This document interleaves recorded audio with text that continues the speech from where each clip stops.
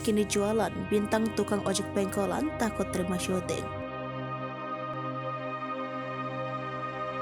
Nama Fahmi Bo dikenal dunia entertain Indonesia sejak terlibat dalam sinetron Lupus di tahun 1999 hingga 2002. Sempat absen 8 tahun dari dunia hiburan raksasa asal Jakarta itu. Kembali hadir di sinetron tukang ojek pengkolan yang pertama kali disiarkan tahun 2015. Sayangnya, meski sinetron tersebut hingga kini masih ditayangkan, pria kelahiran 28 Januari 1973 ini sudah tidak dilibatkan. Karena belum ada tawaran akting, pria bertinggi badan 188 cm ini terpaksa cari kerja di luar dunia hiburan untuk menyambung hidupnya. Lantas, seperti apa kehidupan pemeran Gusur di sinetron Lupus itu saat ini? Fahmi Bo mengawali karir di dunia hiburan sejak 1991 melalui sinetron Opera 3 Caman. Sejak saat itu, karirnya terus menanjak karena bisa tampil di film layar lebar berjudul Si Rawing 2 pada tahun 1993. Ia semakin sering mendapat tawaran bermain di berbagai sinetron dan film pasca penayangan sinetron film Lupus. Sayangnya, di tahun 2018, Fahmi Bo menderita stroke yang membuatnya tak bisa melanjutkan perannya di dunia sinetron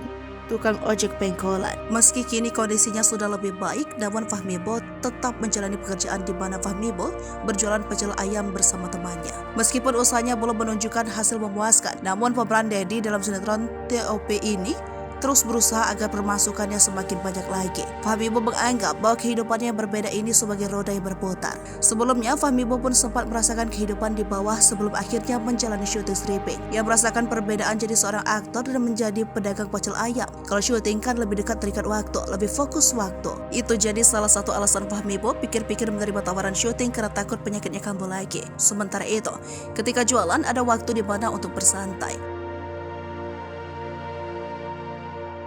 Fahmi Bo yang sembuh dari stroke-nya pun membawa kabar kurang menyenangkan. Pasalnya, pria bertubuh kempal ini atau Fahmi Bo kini harus tinggal di kontrakan lantaran sudah bercerai dengan sang istri.